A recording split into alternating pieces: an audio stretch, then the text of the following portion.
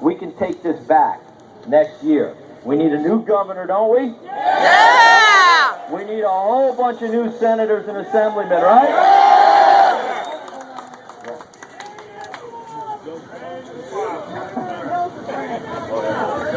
You know, there are 6 million of us gun owners in the state of New York.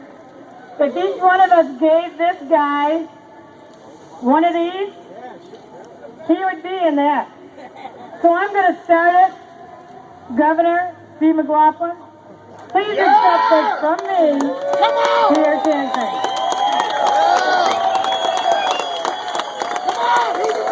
Well, thank you. I'm going to pass this off for now to make sure we're following the rules. That'd be something, wouldn't it? There's enough. Thank you. I'm going to do this. Let me just follow the rules. Make sure. I appreciate that very much. And we're going to be talking about it with my family, and we're going to see what we're going to do. We're going to see how much support is out there. But I think there's a lot of support for a new governor. I really do.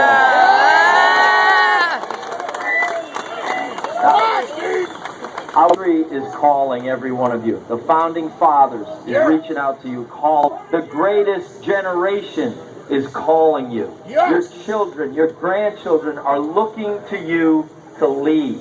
We can fix this nation, but you've got to get, if you're not registered to vote, there's no shame in that, but you've got to fix it. You've got to vote. And you've got to get everybody you know to do the same thing. I'll give you a little secret. Don't media or the Democrat Party when they tell you that Cuomo can't be beaten. That is not the case.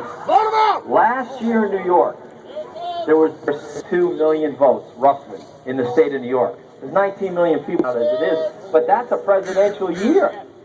Next 5, maybe 5.5 million. Let me tell you something. There's 4 million of you. There are 4 million gun owners in the state of New York. Do you think we can take it back? Yeah!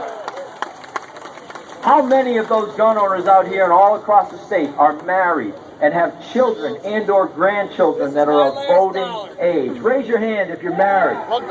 Raise your hand if you have kids and grandkids that can vote.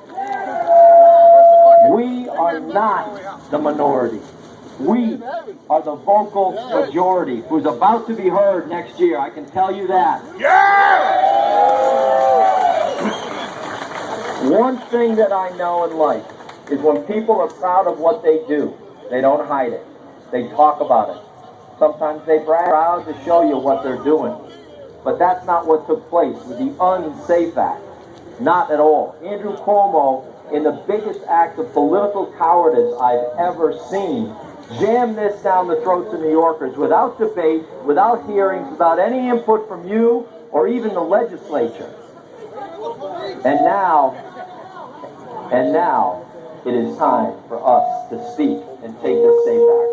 Vote him out!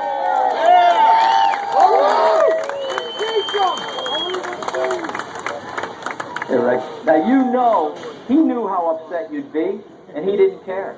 He just wanted to get it done for political bragging rights so that he could run for president. But now he never will be president. That much we can guarantee him, right? Yeah! So much of what he's done has been smoke and mirrors. Sounds good. This one didn't, but a lot of what he does kind of sounds good. It's a big pronouncement, and then nothing happens. A lot of doublespeak, a lot of political. What's going on here? A lot of political double talk. Sorry about the feedback. But you know, like the Wizard of Oz, eventually people look behind the curtain and they see that there's nothing there. They see that the emperor has no clothes. And if there's one good thing about the SAFE Act, it's that he will not ever be president. And he loves to tell you that he's a gun owner. The only thing he accomplished was shooting himself in the foot.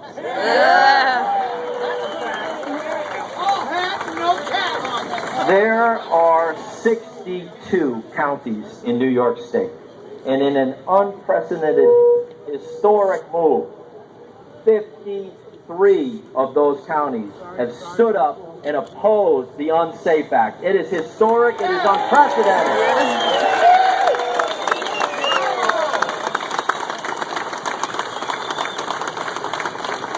Tell us again how we're the minority. Tell us again how we're the extremists. Give me a break, right? I don't think so.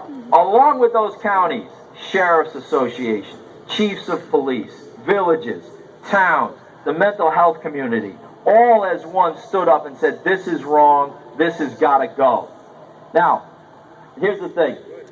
What do we get told? We're a bunch of extremists for daring to stand up for our Second Amendment rights. But who's the man who said confiscation is an option? Exactly. Yeah. And he called us the extremists? Those 4 words will never, ever be forgotten. Ever.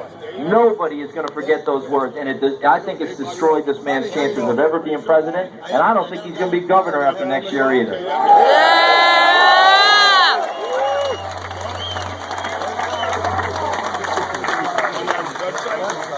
I will tell you, this is not a Republican or a Democrat issue. I guarantee you this is about 50-50 probably out here, Republicans and Democrats, right? But we are united in our defense of the Constitution, are we not? Yeah!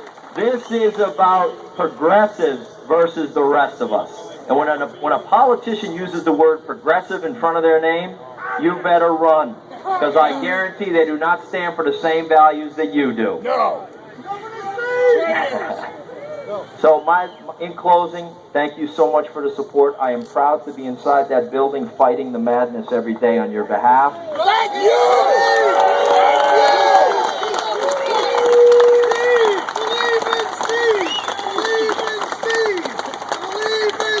I am proud to tell you that I was named in the Assembly the New York State Rifle and Pistol Association Legislator of the Year.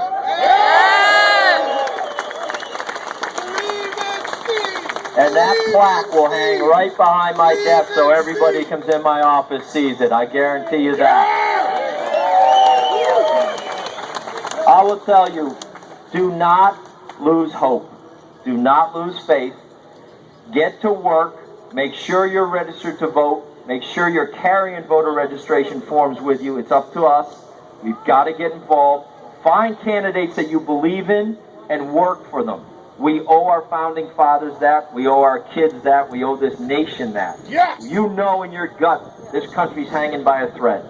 Yes. This state's hanging by a thread. It is up to us to do the work and pull it back from the brink. I believe in this state.